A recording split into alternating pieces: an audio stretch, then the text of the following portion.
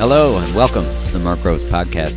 Recently, I had the absolute honor of being on a webinar discussing patterns and how do we change our patterns with the wonderful, amazing, brilliant, one of the top psychologists in the game, Vienna, Pharaon from Mindful MFT on Instagram, Mindful Marriage and Family Therapy.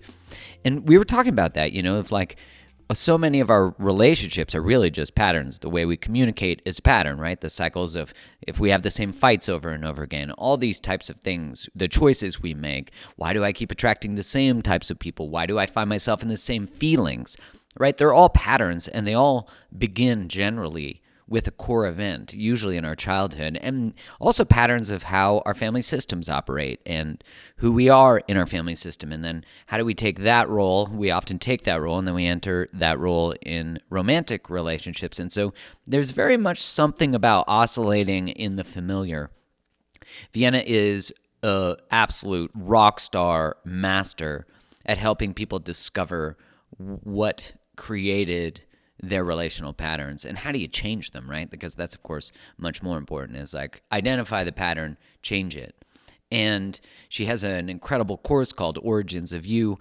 She is just a brilliant teacher, one of my best friends. She's incredible. And so I wanted to share this webinar discussion because we answered questions and it was just a great discussion. We both got to go off and jam and share what our thoughts were on each position. And I know you love the Q&As and exploring actual people's circumstances, because I think, as I've said before, we learn so much through other people's stories, through their experiences, through what they've been through, because we get to at least identify parts of our own story in those things, and then when we listen to how they resolve them, we get some idea of how to resolve and change our own lives. I'm so excited for you to dive into today's episode. And before we get rolling, make sure that wherever you listen to the podcast, one way you can support it is to give it a review. A 5-star review and a written review is amazing. If you're on Apple iTunes, that's the place where you can leave the written review. And also, as you're listening to this podcast episode, you'll likely be very drawn to Vienna's work because it's incredible and her course is incredible. And if you want to check that out, you can go to originsofyou.com. So originsofyou.com and use the code CreateTheLove to save $50 on her course. You are going to love it. But before you even do that, check out this episode. Enjoy. Much love. Sunday Fun Day. Sunday Fun Day with Mark and Vienna. Imagine if, like, normally we go to church on Sundays, historically, right? Most people did, depending on your religion. Imagine if our church was actually changing your patterns every Sunday. Like, you actually learned about your families, about where you come from. I mean, this is my church today. Yeah. So we are in the right place. Hi, team. Hi, everyone. We are just going to give, a minute to here for folks to join in. You can say hi in the chat. Yeah. Mark and I, hello. What's up, Bex? Hi, Nye. Hi, Joyce. Come on in, say hello, say hi to a friend. Nice to have you all here. Violet Vortex. Hawaii, that's great. Hawaii, you're getting snow. What? Did you know that, Mark? Hawaii does get snow, doesn't it? At the You're top getting like a lot of snow right now. Oh, really? Oh, yeah. Shit. Blizzard warning. What is up? Oh, we got Saskatchewan in the house. Saskatchewan, the middle part. Amazing. Hey, everyone. And just a reminder, you can comment or, you can chat to hosts and panelists or just to us. We have a number of questions that we're going to dive into today. So, I don't know if we're going to be able to get to any questions here, but hopefully you put your questions in when you signed up. And all right, how are you feeling, Mark? So good. Good. I love to get really ramped up to tell people in your comments, make sure you put in the little toolbox to everyone, because there's so much sharing of knowledge that goes on just in the chat and the like, hey, me too. Hey, yeah, I get that. We learn so much by listening to other people. So I'm really excited. Thank you for inviting me to participate. It's Sunday. I mean, is my audio muffled? Do I sound okay? You're a little muffly, but it can make you out. Muffly? Let me make sure that That's better. I got to hold it up like this. Fuck that. I'm going to figure out how to fix it. Yeah, okay. You're gonna want to I'll do what I can. Okay. All right. Well, all right. Here we are. Here we are. You ready to go? Let's do it. Let's maximize time here. Let's crush as many questions as we can. Just so you know, as we go through these questions, we will do our best to like bring it back to the patterns that exist. You know, Vienna is a marriage and family therapist. Her deepest passions is systems and understanding like where it originates. And she's offered so much insight to me in that department. So we're all just going to go to church and learn. All right. Ready? Question number 1. Okay. Kick us off. How do I stop comparing my current boyfriend to my ex? I'm currently having a hard time getting through past relationship trauma, and I'm always quick to assume my current boyfriend is cheating on me. How do I let go of that fear? So, yeah, I love the awareness that this person has, even just knowing that, yep, there's an activation here. And I have this assumption that I know is not helpful for the relationship. So yeah, beautiful awareness there. But I want to know about the other stories that you hold around love and relationships. So what I mean by that is, I'm the origin stories gal. So I want to always understand and know what it is that you saw growing up. What it is that you witnessed, right? And how have you attached any of that to this story around love too? I know it sounds like there was a betrayal from a past relationship. I also want to know if there's a betrayal that you saw growing up. I want to know if there are other betrayals, even if it's not cheating. And I want to know the messages that you received about love and relationships as well. And if that plays into any of the story that you hold here, right? I think I'd shift from letting the fear go to just being with it differently. I think a lot of times we get to this place where it's like, I need to stop being afraid. I need to let this thing go. And that feels like such a jump to get to that place, right? It's like that part feels so hard to get there, to arrive at that place. And so I think for us, it's actually making a reasonable bar for ourselves and saying like, I want to relate to it differently. So instead of setting the goal of not being affected by it or never being afraid, I really want to work on strengthening our discernment in moments when that trigger starts to get activated.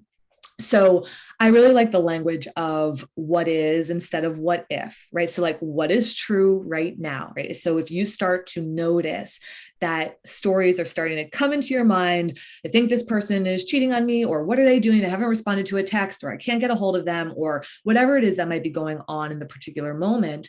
Yeah, like I really want you to tune into what is it that you know right now, not what if or what you've known before, and just bringing attention and awareness to that. Not easy. And then there, again, the expectation is not to be able to like nail this out of the park and be totally fine with it, but to just create a little bit more space here where you can come into, what do I know about this person, right? What's true about our relationship, right? That starts to strengthen our discernment muscle. And if ideally we have a partner whom we can enlist in this practice and in this space, right? So if we have a partner who's aware that we have this activation, aware of our story, right? Somebody who loves us, who's in here saying like, I get that this is hard for you. And I get that there's some fears or insecurities or doubts that circulate around this. And so when you feel nervous or when you feel scared or when you're feeling insecure, just let me know, right? And I'd love to be able to help you in this space. It's not about outsourcing to our partner. Of course, it's not their responsibility, but that's the beautiful thing about relationships, right? Is that like in a loving partnership, we are able to go to that person to say, ooh, like this feeling is here. And this is the story, right? Narrative therapy will say, here's the story I'm telling myself about what's going on, right? And so like, can you help me, loving partner who loves me and cares about me? Can you help me? Yeah, try to relate to what's happening a little bit differently. So let me pause there. And you want to add anything?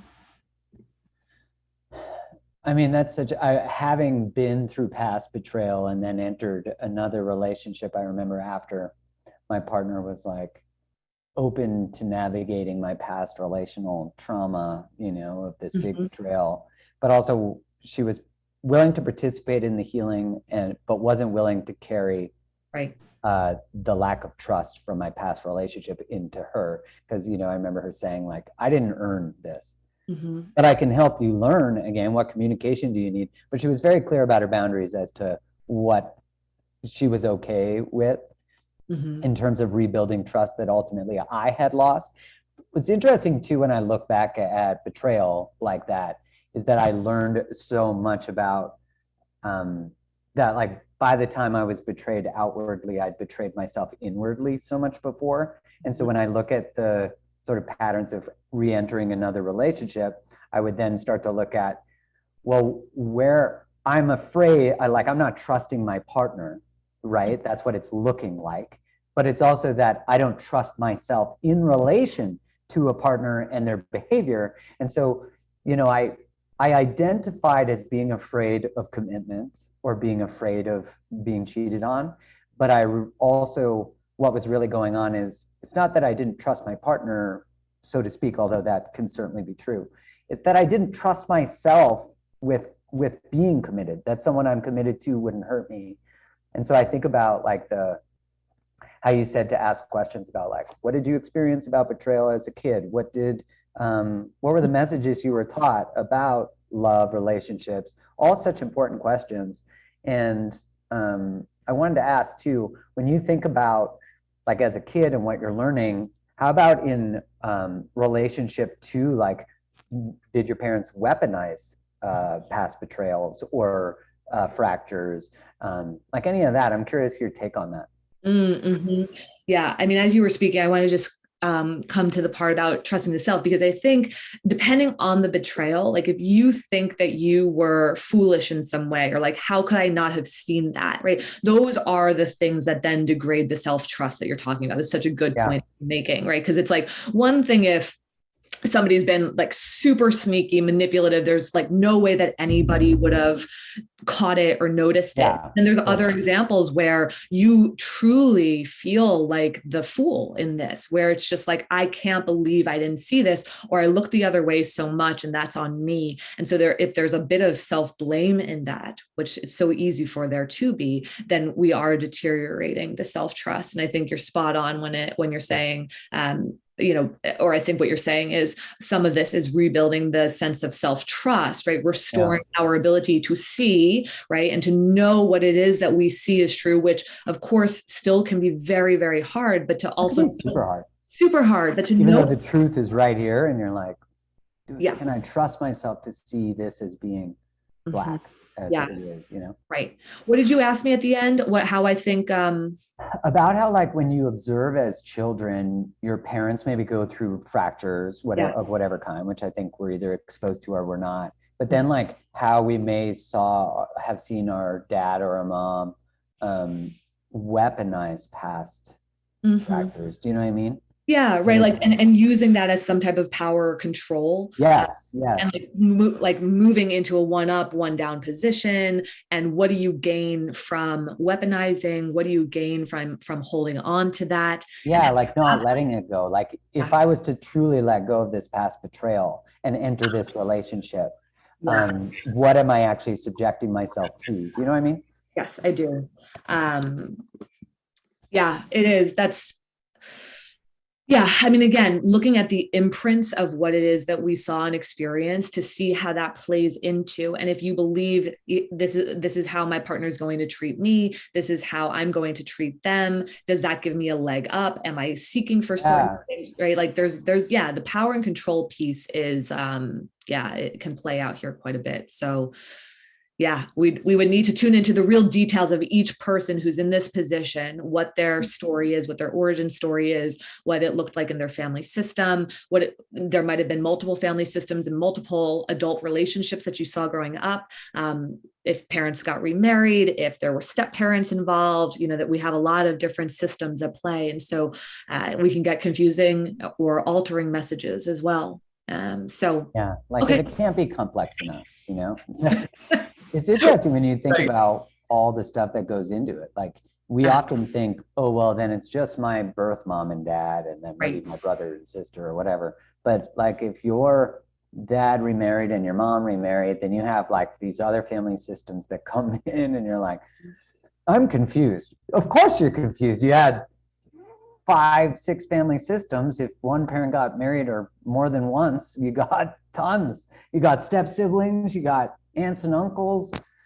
There's so much that informs. So yeah, just coming back to this question, right? Like quick to assume, right? And so like, okay, why don't you be slow to assume? Like start there. If the quickness is this, try to make it that, right? We don't need to end at the goal line of perfection, right? Of like, I'm never affected. I never think this way, right? It's like, that's such an illusion, right? That's such a fallacy to believe that you should arrive at this place and just be unaffected. So yeah, I want to just make it a little bit longer and see that as a victory for you and continue to stretch that out more and more. Okay. Question? All right. Coming at you. I am an otherwise successful and confident person, but in love, I have picked people that are hot and cold and find me hard to love. I stay in relationship and try so hard, even when the pieces don't fit anymore. How can I change this long-standing pattern? I feel like I'm out of chances. I mean, as I just want to acknowledge that feeling because I know that feeling well, where it's like if we believe we're hard to love, then it will be completely in alignment to be with someone who can't fully choose us. And, when I thought like ultimately I remember when we were processing our reuniting, Kylie and I, the one thing that I just got so tired of that really was the breaking point is this idea that I just wanted someone to choose me, to like see me, and not realizing that in our breakup, that was me finally doing that for myself, like the final straw of like what I was willing to stand for, but there was no way that I could hold Kylie's ambivalence in relationship for whatever reason she had it, which my childhood story would have been, it's because of me. Like I'm hard to choose. I'm too much. I'm too sensitive. People betray me. What's interesting is that it had nothing to do with me, but it had every impact on me, right? Like I was participating in a relationship with someone who was ambivalent. So how could I believe that I was worthy of being chosen when by staying in a space of conscious ambivalence, right. I was someone that someone couldn't pick fully. They were picking me, but not fully. And we weren't committed to each other on the same level. And she would agree with this. This isn't, committed might be the wrong word, but like fully surrendered. And so when I hear something like this, the first part is I just like have this recognition that the only way you'll ever feel free of it is when you finally start to soften to yourself. Like this idea of hard to love has an edge to it, it has a hard edge to it. It feels like I'm too much, I'm too emotional, I'm too this, I'm too that, I'm a fuck up, I'm this and that. And actually just getting to know oneself, getting to love oneself. I think the term self-love is kind of, a little, it's like we think of bubble baths and chocolate and candles and shit. And all that's great. I'm not dismissing that. I think that's part of the time that we take to spend with ourselves. But I always think of Pema Chodron's book, When Things Fall Apart. She has that idea of Maitri, which is like this Buddhist philosophy of not just getting to love oneself, but actually becoming best friends with oneself, actually having admiration and reverence and respect for oneself. And what happens then, which is not, I think there's a lot of healing that occurs in that journey because you have to accept the fact that you believe you're hard to love. And then all of a sudden you're starting to love these aspects of yourself and your emotionality and your grief and whatever it is, that when you believe that about yourself, you actually can't be in relationship with someone who doesn't believe the same thing. Like what they think about you doesn't align with what you think about you. And so then they're no longer really a viable relational choice. Mm-hmm. I think of getting back to sort of patterns, right? And origins. Mm-hmm. And I'm really curious to hear your thoughts on this.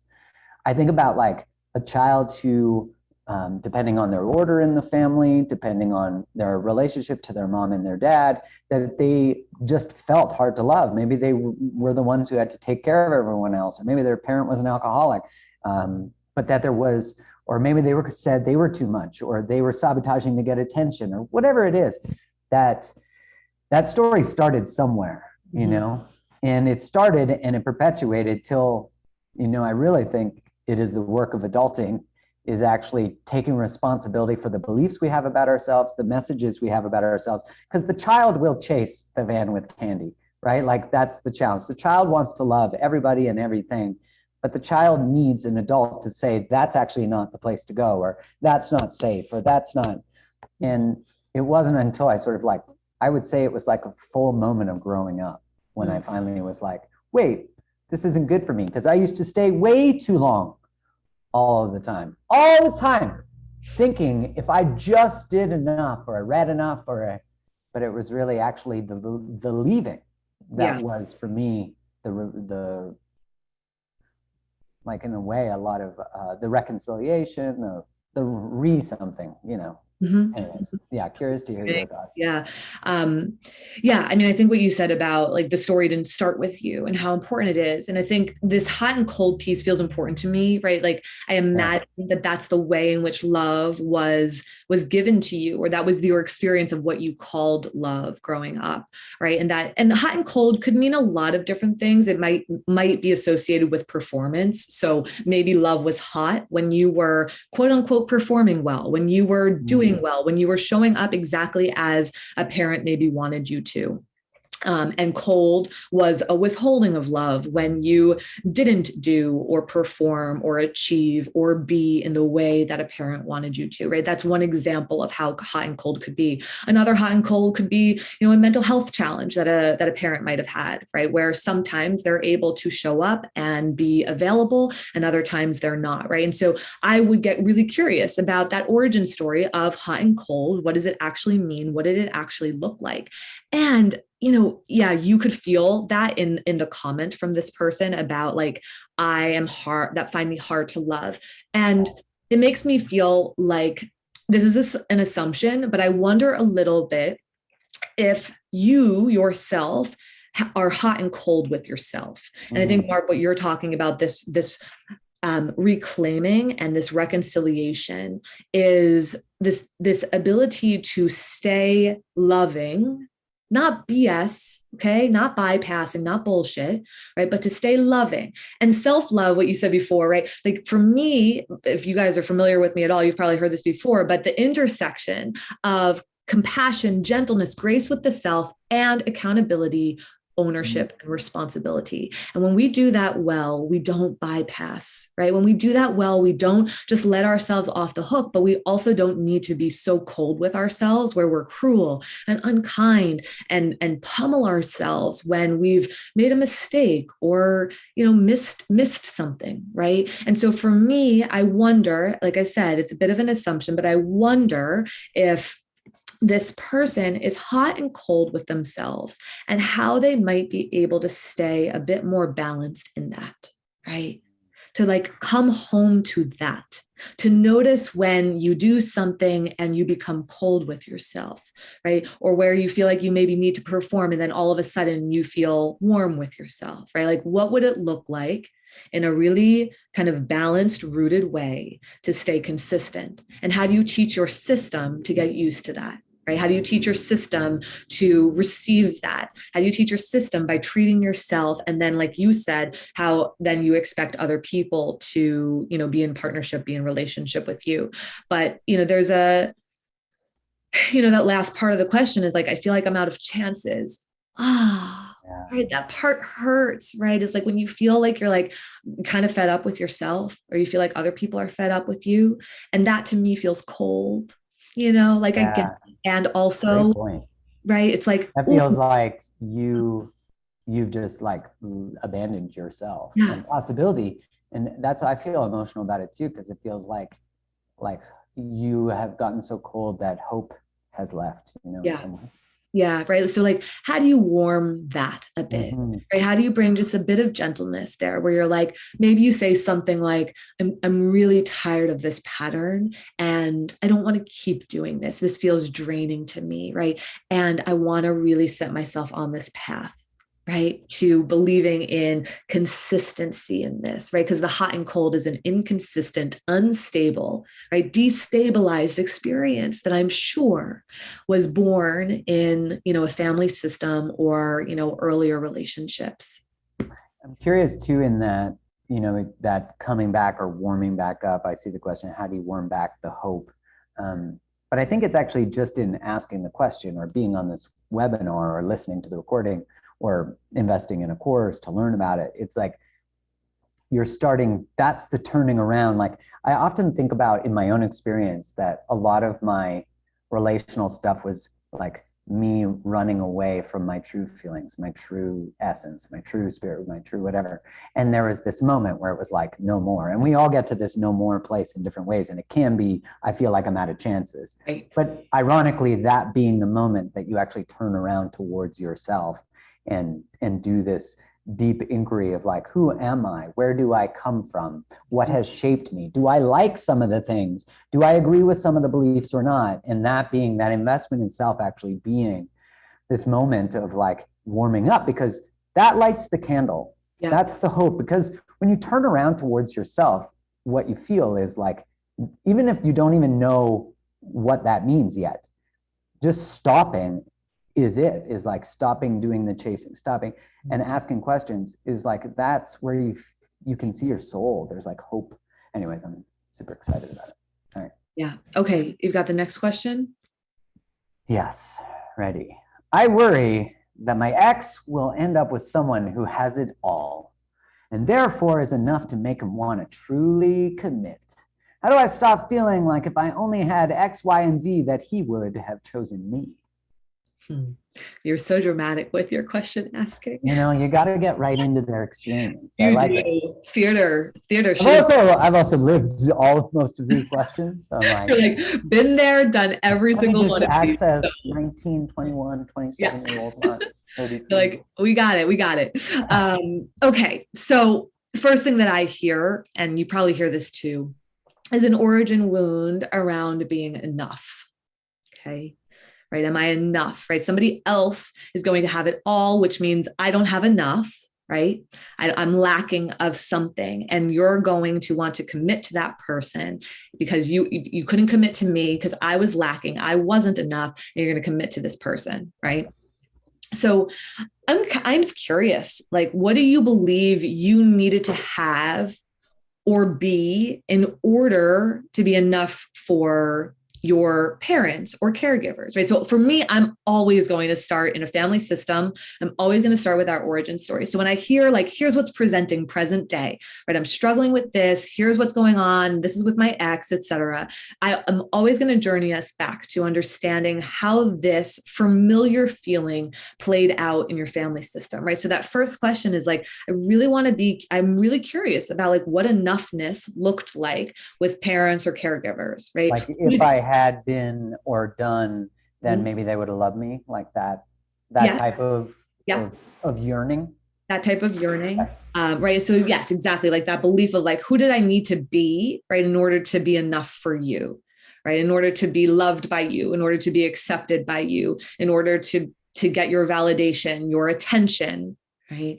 Your affirmation, right? So I want to start there because I think a lot of times, right, that origin wound comes with us into our adult relationships. And that's where we find ourselves sort of like really personalizing, something like this, right? We know that, probably most of us have gone through breakups before, right?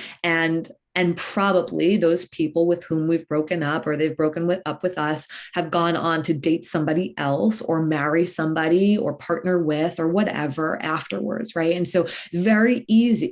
This is such a common experience, right? And so I hear this real personalizing of like, I'm not good enough. And that's so destabilizing for me to sit with. Right? Like it's so hard for me to see this as oh, this is just another individual and it doesn't tell me a story about me, right? Or their partnership is a more aligned partnership and that doesn't tell a story about me, right? What's spoken here is the personalizing, right? It tells me a story about my enoughness. It tells me a story about my worth, right? It informs that.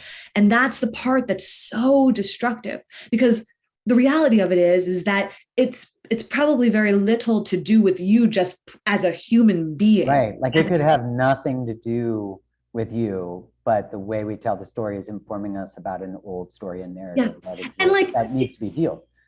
Yeah. I mean, it could have something to do with you in the sense that like, we're just not a great fit, or, we had too much conflict, or there was a misalignment somewhere, or there was an incompatibility somewhere, right? Like, it's not to say that like, this is all them and you're not a part of it in any way, right? But that there's a real deep personalizing that happens in this space that then tells you this story about yourself. And that's the story that is so deeply harmful and destructive. Right. So how do I stop feeling like if I only had X, Y, and Z, and maybe you're comparing yourself to this other person, maybe they have X, Y, and Z, that he would have chosen me, right?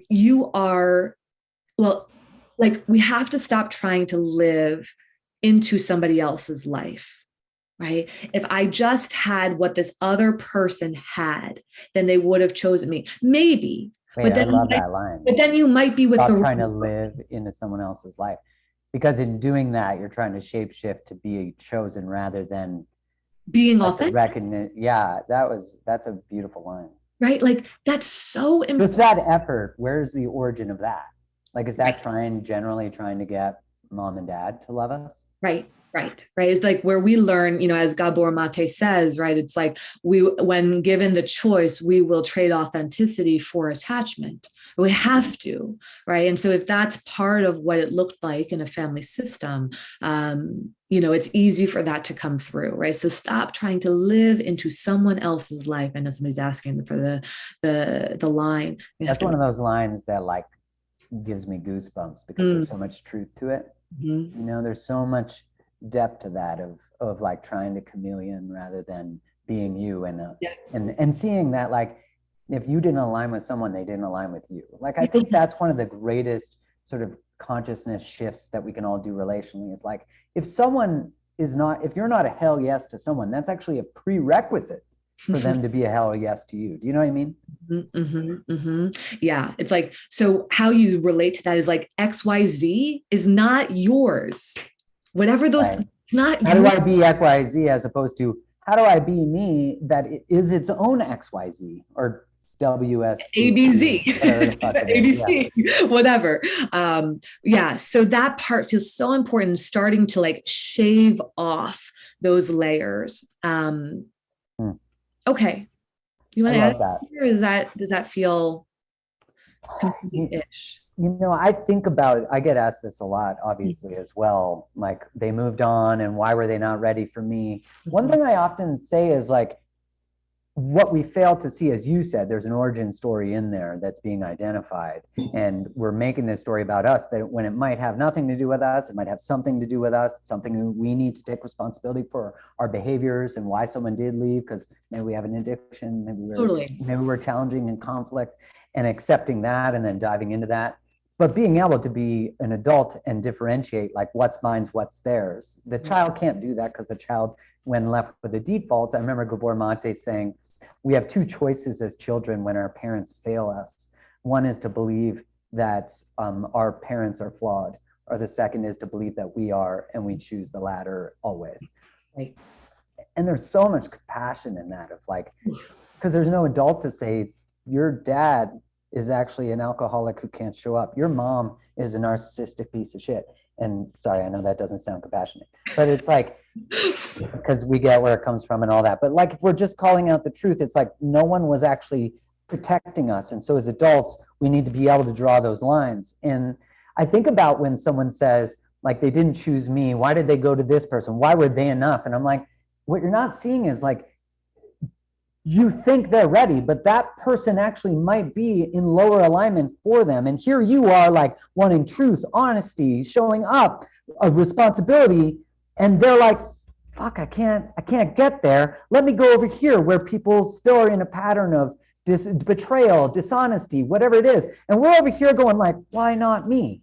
As opposed to like, that's actually the whole point, is you stay, as Vienna is saying, stay resonating as ABCD and find another ABCD. But when we were socialized or had a childhood where we were taught to lower our needs or expectations, become something that we need to become in order to be loved, we actually think we need to shift back to WXY as opposed to being like, be here. And it shows up. And I always noticed, I'll just finish on this, is I always noticed that when I stood in this, there was a moment where I was lonely, where I wasn't getting any matches, or the matches I was getting were like the perfect, almost covered in coconut oil, just like inviting me to step out of my integrity. But when I finally made it past those tests, then it started to show up. Then it was, and all of a sudden it was like the angry therapist, John Kim says, it was like I felt like I swam past the breakers. He uses that analogy. It's like you get past the break and then all of a sudden there's calm again. Anyways, yeah. We got worked up there. I got so worked up that I said ABZ. Did you hear me? I swear I know that C comes after me. All right, next question. I have a pattern of not allowing myself to continue friendships with male friends when I'm not single, out of fear of what my partner might think. My projection, right? In the process, I've lost many good friends and end up keeping my life small. Any advice on how to navigate opposite sex friendships while still honoring my relationship? I feel there's a tension between the love I have from my partner and the love and closeness I want to have with my friends. Like the one is a betrayal of the other.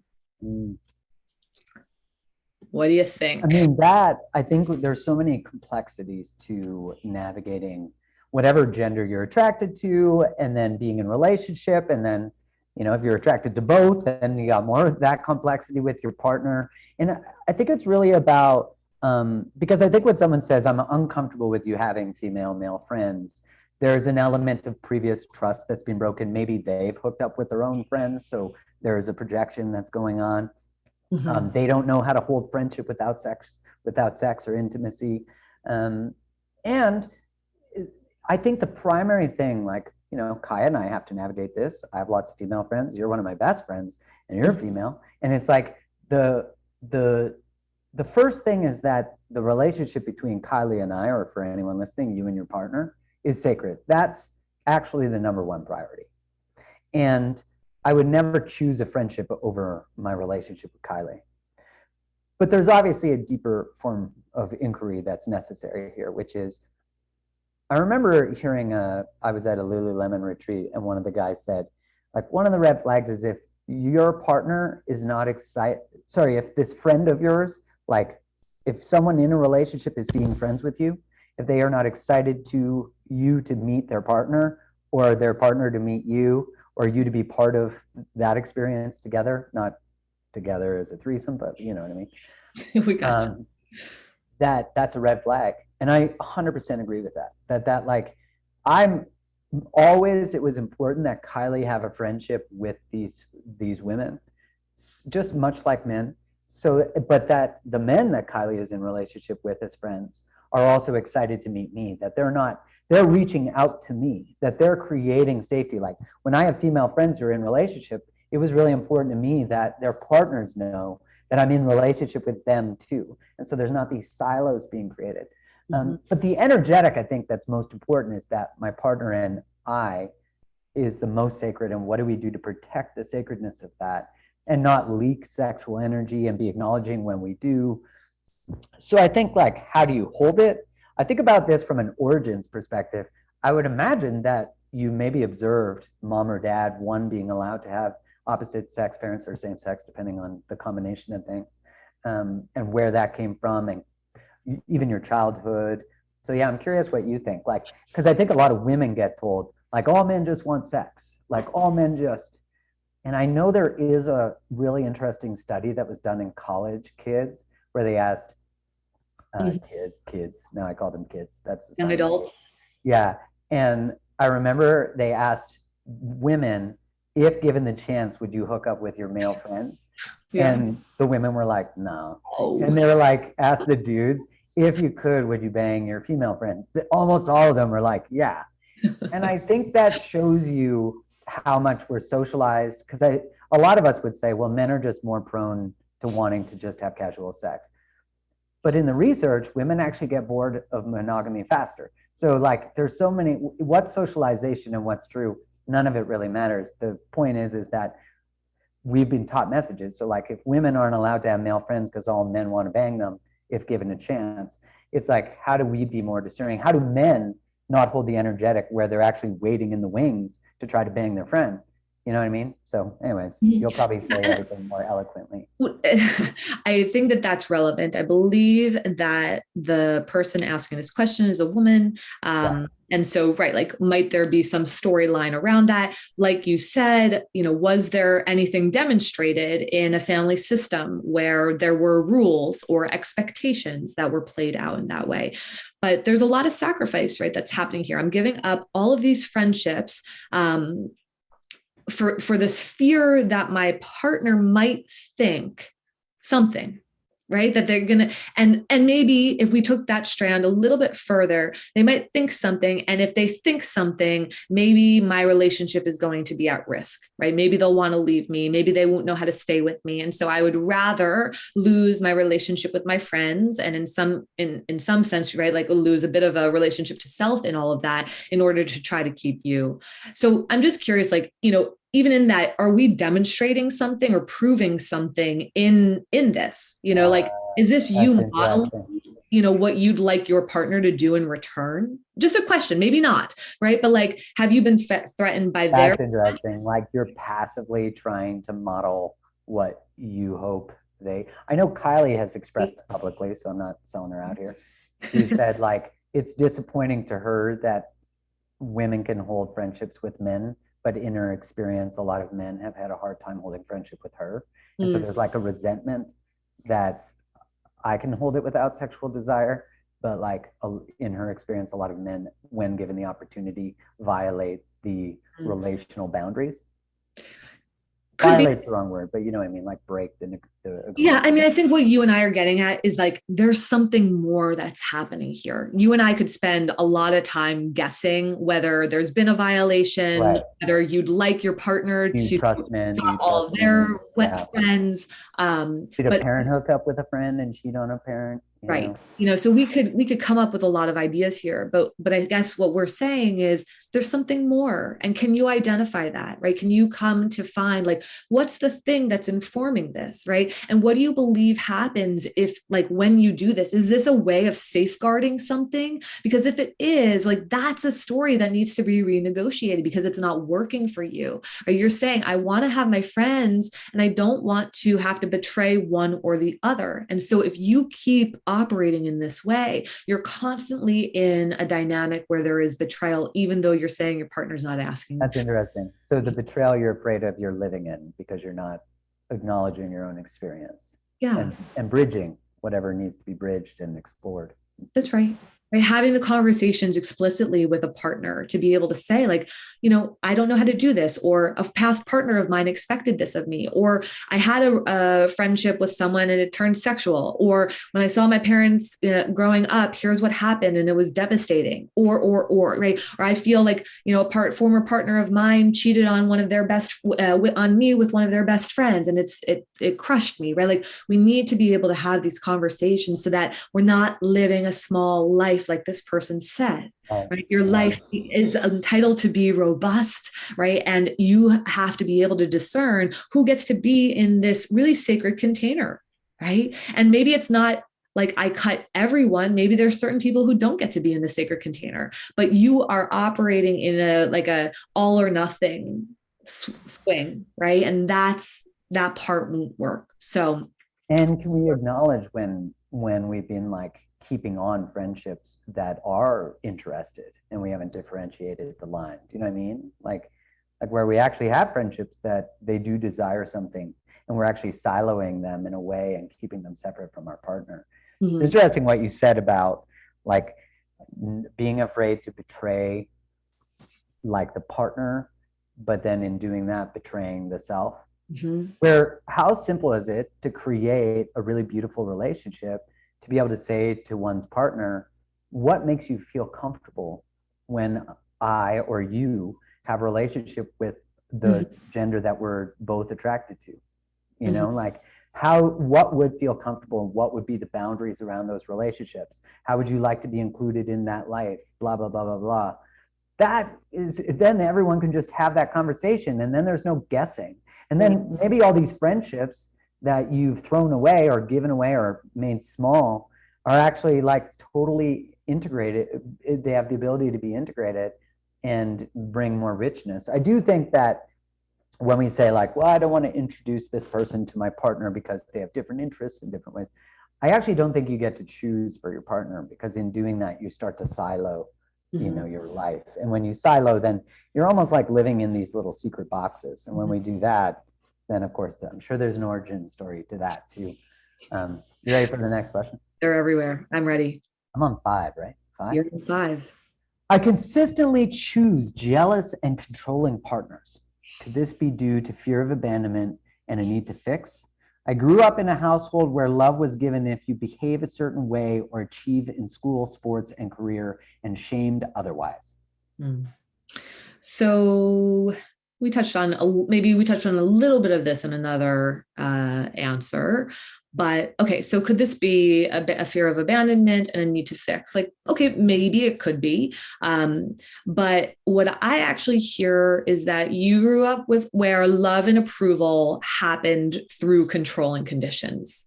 Okay, right? Love and approval came through achievement in school, achievement in sports, achievement in career, and shamed, right? Like the worst of it all, right? It's like shamed when you were not performing in that way, right? So that's like, you think about the associations that happen through those experiences. Right? There's a lot that happens in that space when we have that experience, and then we go through life attaching that story, that meaning to what love is and is not.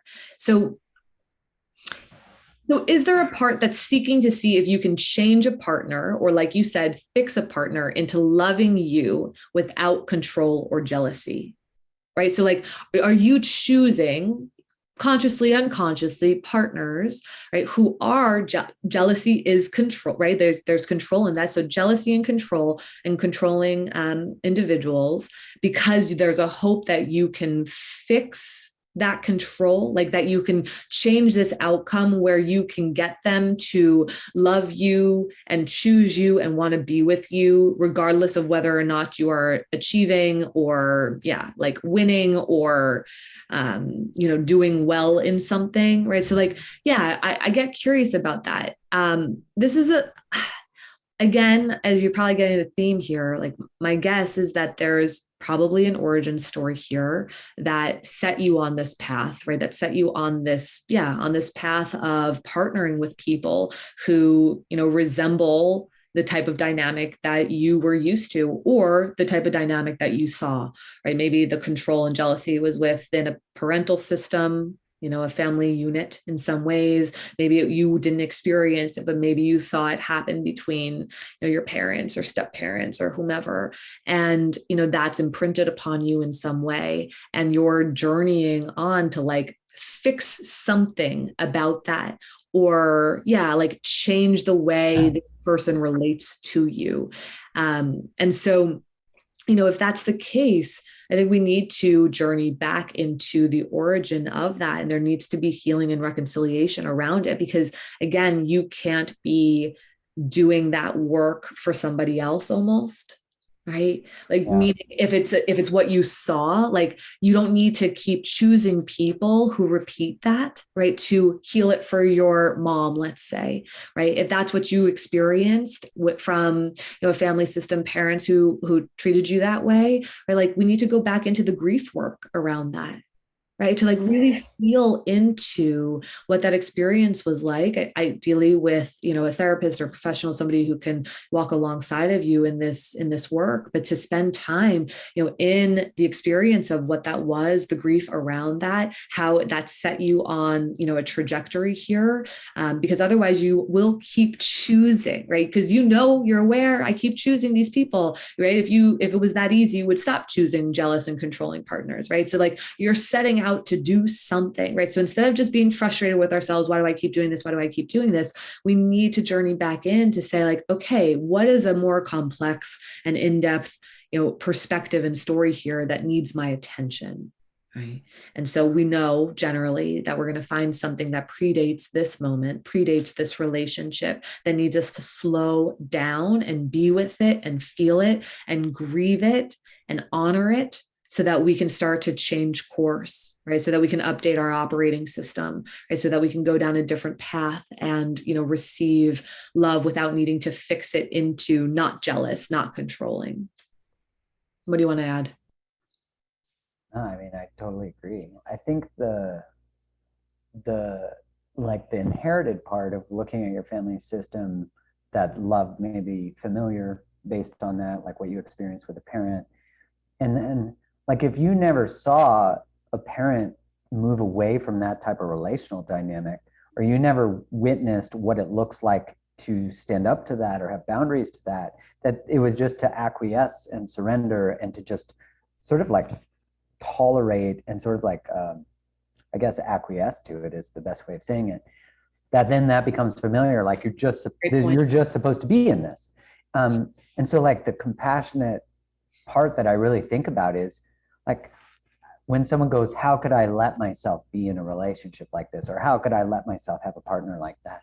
It's like, how could you not, like based on everything you learned, right? Like that's the path that gets you to that. And so I always think like, what an act of true courage and like true growth to be the first of in how many generations to finally develop the skills to no longer operate in that familiar pattern. I mean, that is like incredible. So for this person asking this question, just to be curious about it and do it in a non-judgmental way, and to like explore the grief of that, and then to begin to change it. I mean, someone's bringing up epigenetics. I see Rita.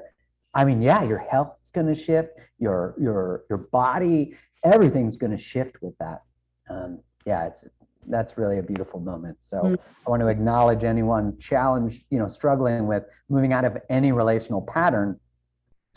The pattern is there because it's familiar, and what it's what you learn. That's why it's so important to learn about it, and then what you can do to change it.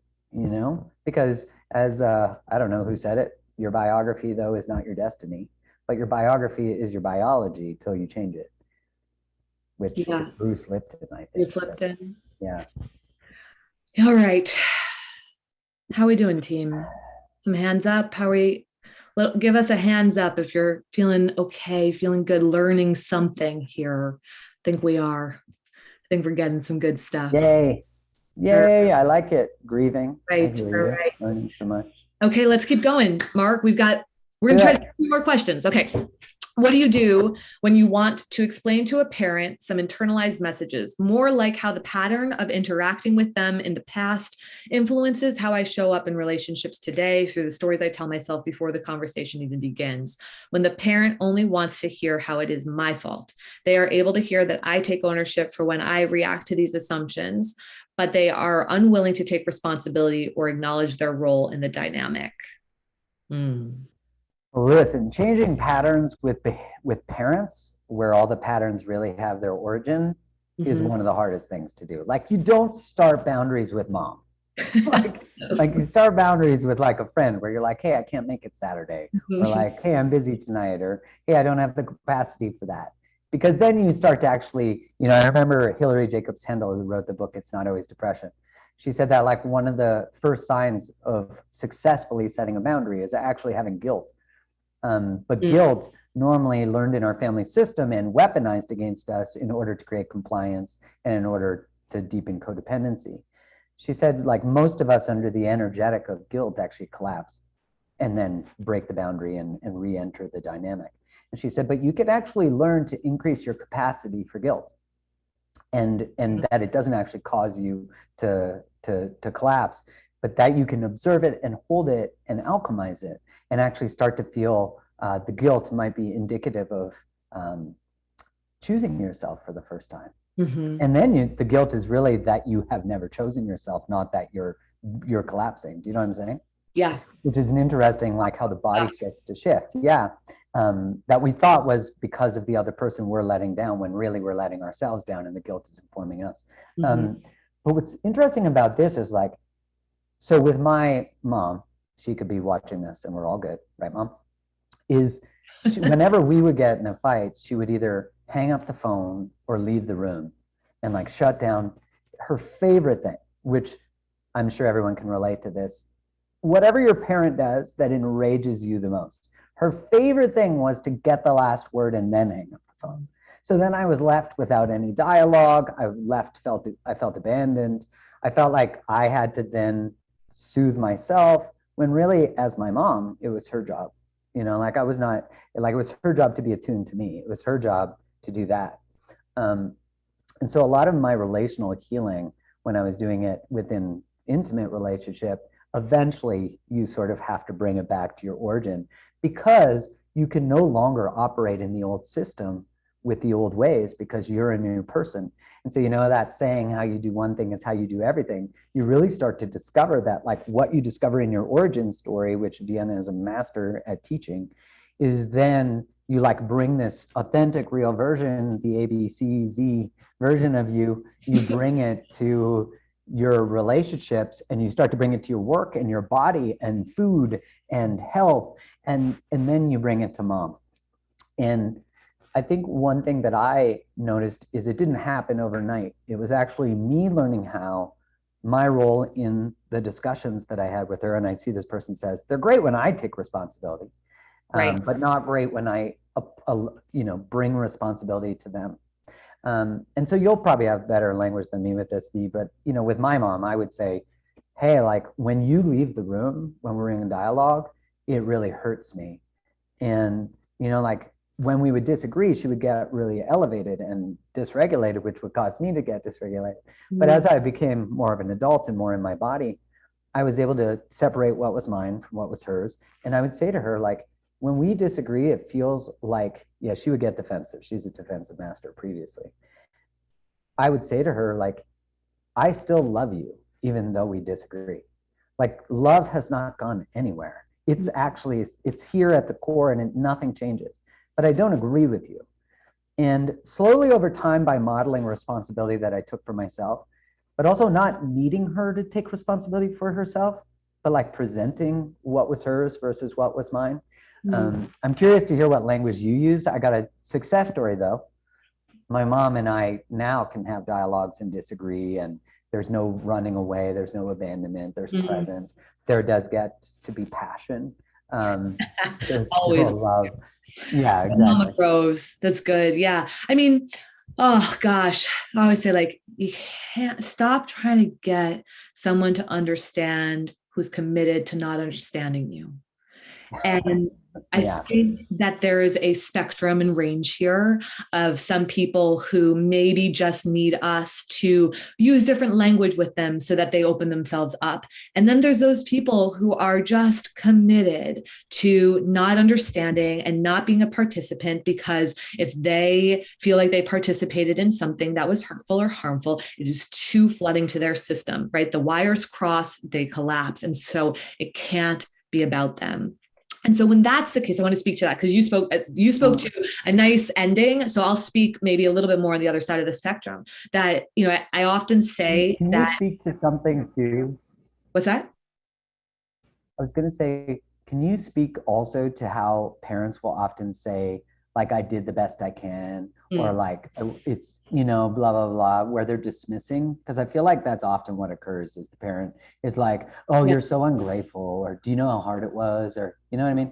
Right. Yeah. Like as that sort of skirts the ownership and accountability and responsibility. Right. And that's what I said. Remember, self-love and other love too, right, is grace and compassion and understanding, and also accountability, responsibility, and ownership. Right. And so, yes, let's come back around to that. But the piece I want to say is like, sometimes if a person is really committed to not understanding you, i.e. not changing, right, then famously, I've said this many, many times, right, we have to change the way we relate to someone not changing. So important, right? So this question is like, what do I do? Or we have to change the way we relate to someone not changing. Yes. As opposed to like staying in a pattern of wanting them to change. Yeah. You change the way you relate pattern change. Not changing. Yeah. That's the pattern. So what I was going to say is like, how do I get them to hear that it's not my fault? My answer is you don't. You don't. That's the break in the pattern. Full stop. Period. You don't. And that's where the grief is. Holy heck, right? Like that's where the grief is. Now, some of you might have people like what Mark was saying before with his mom, where there is space to have conversation and you might be able to communicate differently and certain things might be able to get through. But many of us do not have that, right? That's not always been my case, right? I have this with my mom sometimes where it's like, I really have to relate the way that change the way I relate to her not changing, right? That her seeing something is too confronting, right? I think too shame-filling for her that she can't go there. And so what I have to do in these moments, because it's very easy to go down this path where I'm like trying to prove something or prove my point or be like, see, you know, and I'm not doing it in a hurtful, harmful way. But the moment that the defensiveness and the reactivity or whatever it is that shows up, oh, you better believe my little girl gets activated. Right. And that's where, you know, she might want to come out and continue to try to prove, right? If I say it this way, but if only I explain it that way, or what about if I do backflips and somersaults, then won't you see me? Or how about this? How about that? How about this? How about that? And in that moment, instead of trying to understand where they're coming from, instead of trying to adapt your language to fit theirs, you go off with your inner child somewhere else and you take care of her. Period. No ifs, ands, or buts about it. Just stop, full stop. Go off with her. I'm talking about me, whatever pronoun, right? Go off with her, right? Spend time there. Witness yourself. Stop trying to get somebody else to witness you who's committed to not witnessing you. Go off and witness yourself and then come back in and talk about the weather. Well, ultimately, what you're constantly seeking from them, you've ultimately been seeking from you. Mm-hmm. And if you can give it to you, then you are an adult now, and you're no longer a child seeking it from a parent or a partner or whatever it is. The beauty is like those who can give it to, like, I can't tell you the like transformation that happened when Connor witnessed something from me that a parent wasn't able to.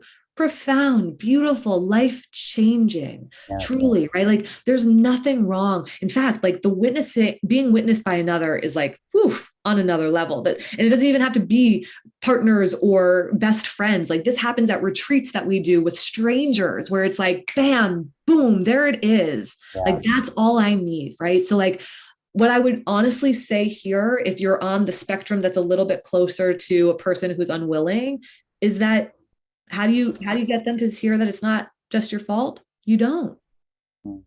Stop. Yeah. There's going to be a lot of grief in that space, but you don't. And you hold that hand and you take yourself and you witness and you acknowledge, and that's where you begin. Whew. We're getting revved up in these questions, Mark. I mean, that is everything. Because I feel like you just sort of put a cap on all the patterns, all the changing, all the stuff. It's like once you do the learning of whatever, and I'm sure for everyone, love to see in the chat of like, who here resonates with some or all of the patterns that we spoke about. And like is curious about turning towards that, understanding it more, and then changing it. Because if you could do this work of understanding your relational patterns, where you come from, how it shaped you, there's so much more richness than just what we presented in this time. And I know that V has her like uber famous course, Origins of You, which is her most popular course by far, because it's so imperative to the understanding of like the foundational pieces that go to everything else. So like out of interest, for the people listening, where do they get more of that info? Yeah, well, we just relaunched that course. It was closed for almost 9 months, and we just finished the sale. But we're actually going to send off with the recording. You'll also get access to the sale price of the course if anybody's interested in going further into this. So, yeah, we're going to send that off to you. All the information will be there. So make sure you check your emails. I know everybody's like, we have more questions. Please don't stop. I am certain that Mark and I will do another one of these at some point. Will you say yes to that, Mark? For sure. So we will 100% for sure. We will come back. But yeah, much love to all of you. Thank you for being here. You can hit Mark up on Instagram at Create the Love. Where else can they find you? You also have tons of stuff going on, but where they can find you on Instagram, on Mind. You can find me on Mind. Kylie and I are doing a series right now called Liberated Love. But yeah, you can find me in all the places. Cool. All right, my loves. Thank you for being here. Thank you for spending an hour of your time on a Sunday with us. Such an honor. And thank you so much for all of your questions. We tried to get it through a number of them, but I know that there were so many more. So we hope to do this again soon. All right, team, you'll get your recording very soon. Keep an eye out for it and check out that course if you want to do more of this work. It's really powerful healing stuff. Mucho love. Bye.